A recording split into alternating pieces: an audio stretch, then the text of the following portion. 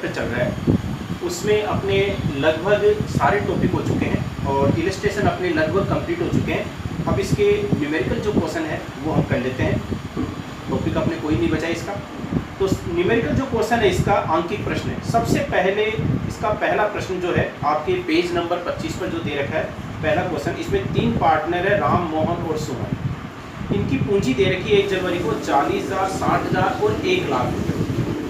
इसमें दे रखा है कि लाभ वितरण से पहले राम को 12,000 और मोहन को 18,000 रुपये वेतन लेने का अधिकार है और पूंजी पर 10% ब्याज दिया जाता है। फिर शुद्ध वितरण योग्य लाभों में से 40,000 रुपये पूंजी के अनुपात में शेष को बराबर बांटना है। उपयुक्त सभी समायोजन करने से पूर्व यानी कि किसी भी मद को दिखाने से पहले फर्म का जो लाभ है 1,20,000 का। तो सबसे पहले हम P&L एप्रोप्रिएशन अकाउंट बनाएंगे तो इसमें 1,20,000 रुपये जो प्रॉफिट है वो दिखा देंगे, आपके नेट प्रॉफिट। अब 1,20,000 में से साझेदारों को क्या क्या दिया जा रहा है? साझेदारों को जो भी दिया जाता है, देखो इसमें राम को और मोहन को वेतन दिया जा रहा है, सैलरी। तो सैलरी है राम की है वो दे रखी है 12,000 रुपये और मोहन की जो सैलरी है वो दे रखी है 18,000 रुपये।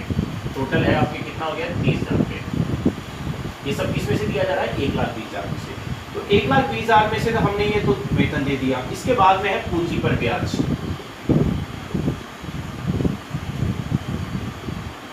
तो interest on capital, Ram, Mohan और सोहन। पूंजी पर ब्याज हमेशा प्रारंभिक पूंजी पर लगता है। तो राम की जो कैपिटल है वो थी 40,000 और पूंजी पर ब्याज की दर दे रखी 10%। तो 40,000 का 10% हो गया 4,000 रुपये। मोहन की जो कैपिटल है 60,000 है, उसका 10% कितना हो गया? 6,000। और सोहन की जो कैपिटल है 1,00,000 है, उसका 10% हो गया 10,000 रुपये। तो टोटल है वो कितना हो गया? 20,000। अब देखो शेष लाभ कितना बचा। इसमें देखा ना कि शुद्ध वितरण योग्य लाभ यानी कि जो शेष लाभ बचता है जो साझेदारों में बांटा जाना है, शेष लाभ जो साझेदारों में बांटा जाना है उसको हम बोलते हैं शुद्ध वितरण योग्य लाभ। तो 1,20,000 में से दोनों मदे घटा दो, 30 और 20 50,000 घटा दिए तो शेष राशि है वो कितनी बची? 70,000 रुपये। 70,000 रुपये को साझेदारों में बांटा जाएगा। अच्छा, कुछ नहीं दे रखा है तो हम साझेदारों के जो व्यक्तिगत खाते तैयार करते हैं वो परिवर्तनशील विधि से करते हैं। तो इसमें शेष लाभों की राशि है वो किसमें ट्रांसफर हो जाएगी? आपके पार्टनर्स कैपिटल अकाउंट में। तो पार्टनर्स कैपिटल अकाउंट में सबसे पहले राम, इसके बाद में आपके मोहन और तीसरे नंबर पर है आपके सोहन। तो इसमें दे रखा है कि हमारा जो शेष लाभ है वो कितना बचा? 70,000। लेकिन इसमें दे रखा है कि प्रथम 40,000, 70,000 में 40,000 तो हम किस अनुपात में बांटेंगे? पूंजी के अनुपात में। तो पहले पूंजी का अनुपात निकाल लो। तो पूंजी का अनुपात है वो कैसे निकालेंगे? 40,000 राम की है, इसकी 60,000 है और इसकी 1,00,000 है। तो इनका जो रेशियो है वो कितना होता है वो देख लो, 2, 3, 5। यानी कि 40,000 को पहले हम 2, 3, 5 के अनुपात में बांटेंगे। तो 2/10 40,000 का तो कितना हो गया? 8,000 रुपये। ऐसे ही दूसरे का 3/10 और तीसरे का 5/10 तो इसका कितना आ जाएगा? 20,000 रुपये। ये तो हमने अभी 40,000 को ही बांटा है। शेष लाभ हमारे कितने बचे थे? 70,000। तो 70,000 में से 40,000 तो बांट दिए, शेष राशि कितनी बची? 30,000। और 30,000 को इसमें कैसे बांटना है? बराबर। तो 3 साझेदार है, तीनों में बराबर बांटा तो कितने हो गए? 10,000 रुपये। तो 10,000 रुपये ये तीनों में और ऐड कर दो। तो इसका टोटल कितना हो गया? 18,000 राम का और मोहन का है वो कितना हो गया? 22,000 रुपये हो गया और इसका कितना हो गया? 30,000। ये इस प्रकार से आपके P&L एप्रोप्रिएशन अकाउंट बनते हैं। इस प्रकार से हम लाभों का बंटवारा करेंगे।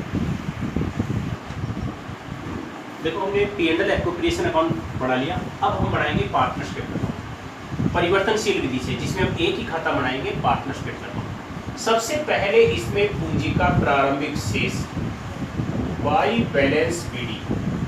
तो वर्ष के प्रारंभ में इनकी पूंजी जो दे रखी है राम मोहन सोहन की 40,000,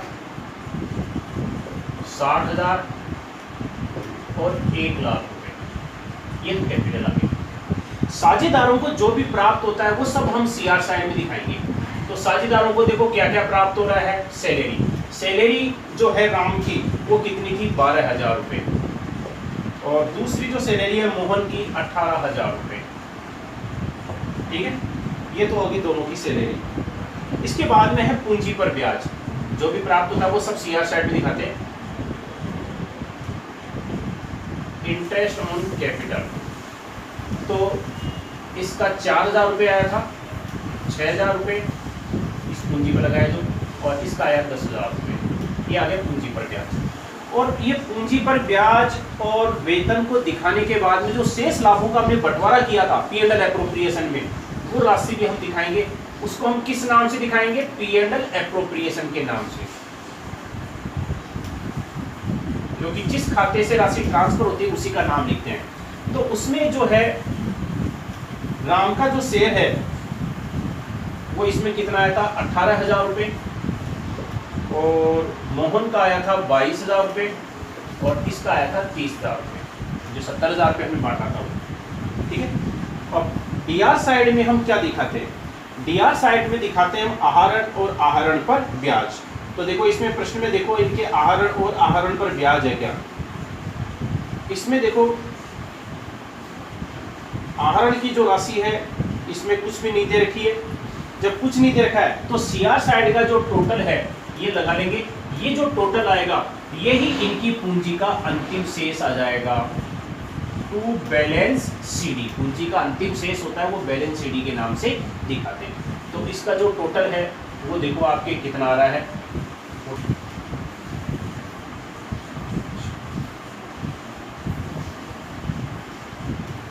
ठीक है, ये 74,000। ऐसे इसका टोटल लगा लेंगे हम,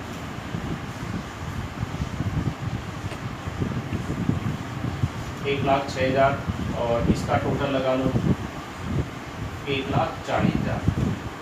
ये जो बैलेंस आया ये इनका बैलेंस आ जाएगा 74,000, 1,06,000 और इसका 1,40,000। बस ये टोटल हो जाएगा 74,000, 1,06,000 और 1,40,000। तो ये मैंने बताया था आपको फर्स्ट न्यूमेरिकल क्वेश्चन। तो ये आपको एक तो फिर से दोबारा से सोल्व करना है, और इससे आगे वाला न्यूमेरिकल क्वेश्चन है दूसरा। ये दूसरा न्यूमेरिकल क्वेश्चन है, ये भी लगभग ऐसा ही है, ये भी आपको सोल्व करना है इसको। इसमें भी वही P&L एप्रोप्रिएशन अकाउंट और पार्टनरशिप अकाउंट बनाना है।